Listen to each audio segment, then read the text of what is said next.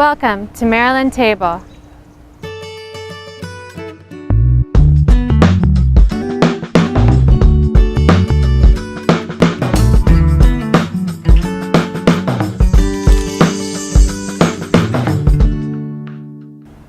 Maryland's capital is a hub of politics and culture, and what happens here resonates across the state.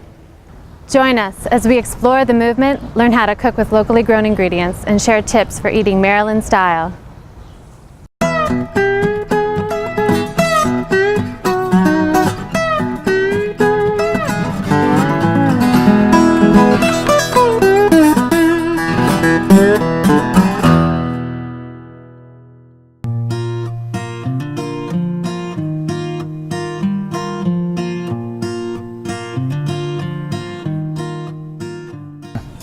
Asparagus has always been a vegetable that I use to highlight seasonality and locality a lot, because it's so flavorful and it's so subject to wilting within literally days if not hours after it's been picked.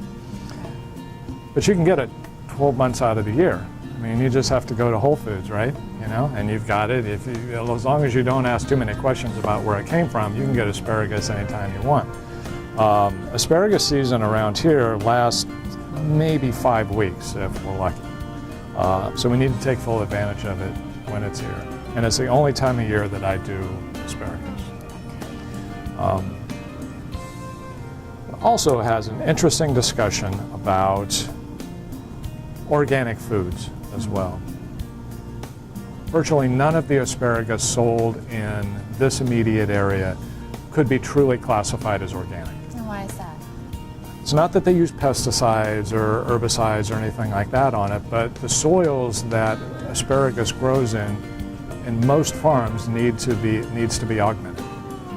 So there usually is some sort of commercial type fertilizer used in the growing of asparagus. Now you can go to Whole Foods and buy organic asparagus that has traveled maybe 2,000 miles and was harvested maybe 10 days ago. My way of thinking, I would rather purchase spinach or asparagus from a mile or two down the road, even though it wasn't truly, completely organically grown. And I haven't quite figured out how the USDA can actually certify organic farms in Costa Rica when they have a really hard time doing it in America, but I'm sure there must be a way. Okay. Yes. When you get asparagus from the farm, from the farmer's market or whatever, the first thing you need to do is remove the woody end. So you just kind of bend it, and there's going to be a natural break in it.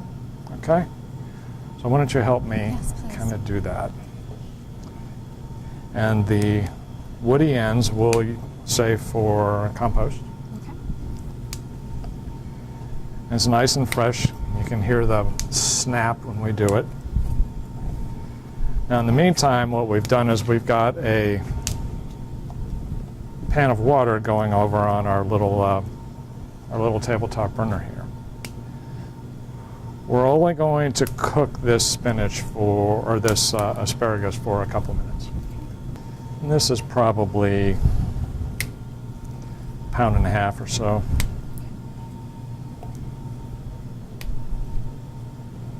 How do you judge serving size? With asparagus, Yeah. I usually do it by the spear, Okay. figuring 5 or 6 per person. Now we're not quite done with it yet, and it's not because this is actually required by law or anything, Okay. but it's just really cool when everything's cut the same size. Okay. So we'll try to line these things up.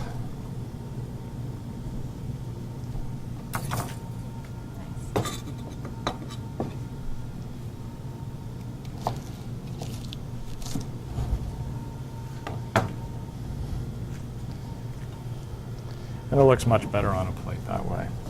So we're almost ready here. Now, how many ingredients were in our balsamic vinegar? 4? 4. So how many are going to be in this next one we're going to do? I would say 4. 4, you're right. We're going to even use a bigger bowl. Okay. We're going to do a red wine vinaigrette this time. Red wine, the only difference between these two vinaigrettes is the proportion between our vinegar and the extra virgin olive oil. And the balsamic we did 4 to 1. Okay. And this one we're going to do 3 to 1. But we're going to use Dijon mustard again.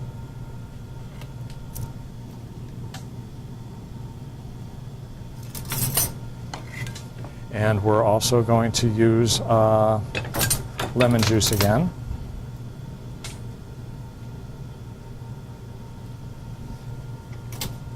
And now we're going to use red wine vinegar.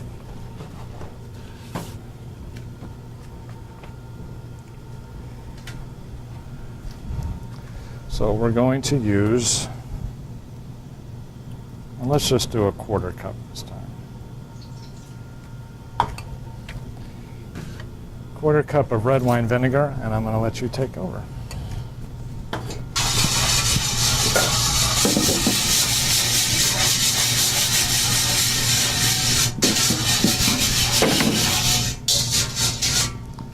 Now we have 3/4 cup Okay. of this, but before we do that, since we're bubbling here, Yes. why don't we put in our asparagus? Okay. Just try to do it in a single layer.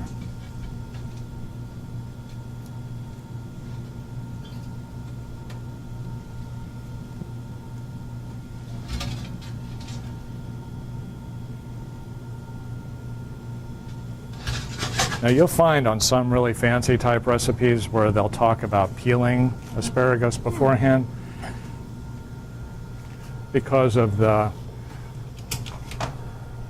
supposed bitterness. What they really mean is what they've done is they've just simply shaved this particular part of it. Okay.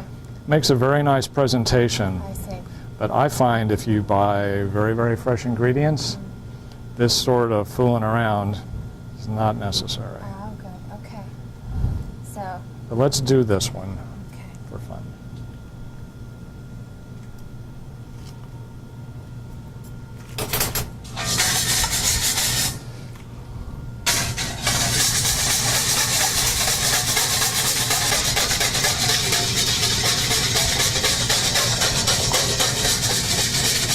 You can smell the ingredients come together.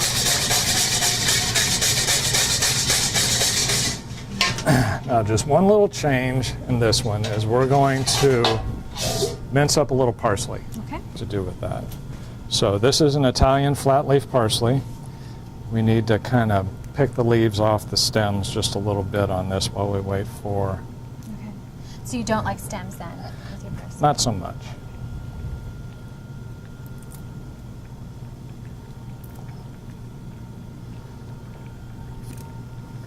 Now this will also give us an opportunity to use the knife again, but use it more in a mincing situation than in a dicing, slicing situation we were in before. And in that, when you use the knife blade should never leave, should always be touching the cutting surface. Okay.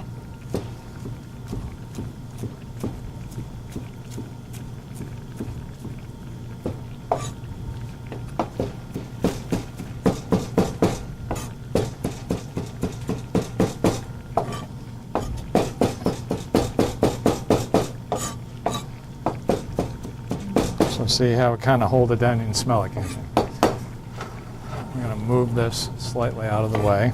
I'll let you go ahead and do that.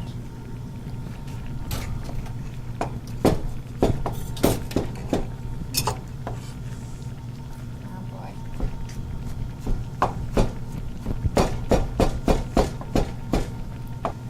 How much of Well, it what is we to- have here is we have, some of these guys are different sizes, so we want to try to get all of them kind of, and the way to do that is just simply keep going back and forth, drawing it together again. Now while you're doing that, I just grabbed some of our purple broccoli. Okay. What makes it purple? It's a different type of broccoli other than the green kind.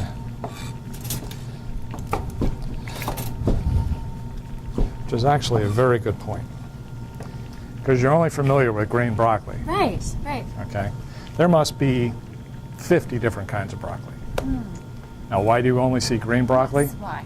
Because green broccoli lives well in a truck. A secret. Okay. Well, because these things are bred to be able to travel these distances, to be able to sit under refrigerated circumstances, so that when you get them home, they're going to be crisp, whatever. This sort of broccoli only lives well for maybe a week, and it'll start getting a little spongy. Okay. There are purple beets, which everybody's familiar with, but there's also candy stripe beets that you slice in half and have little rings around the inside. There are yellow beets. There are all sorts of different sorts of vegetables that people aren't familiar with anyway, because they haven't been bred to be delivered to us the way a lot of these things have. So while this is cooking, we're just going to add that too. Now, if you can see, the asparagus has been in there a couple of minutes. It's already turned color.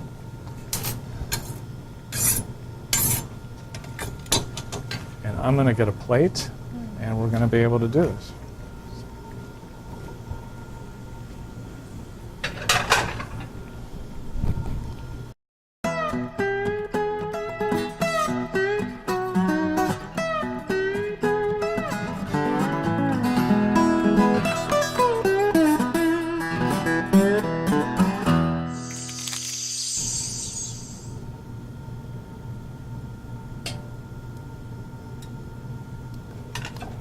And there you are.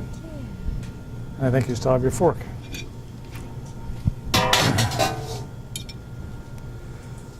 Now, this recipe that we just did is in Jamie Oliver's Food Revolution cookbook. Okay. So what he's trying to do is to get you to come home from your busy day, throw some asparagus in, which just took a couple of minutes, Right. make this salad dressing, which also just took a couple of minutes, Right. It's quick. and then here you are. Now you're eating real food.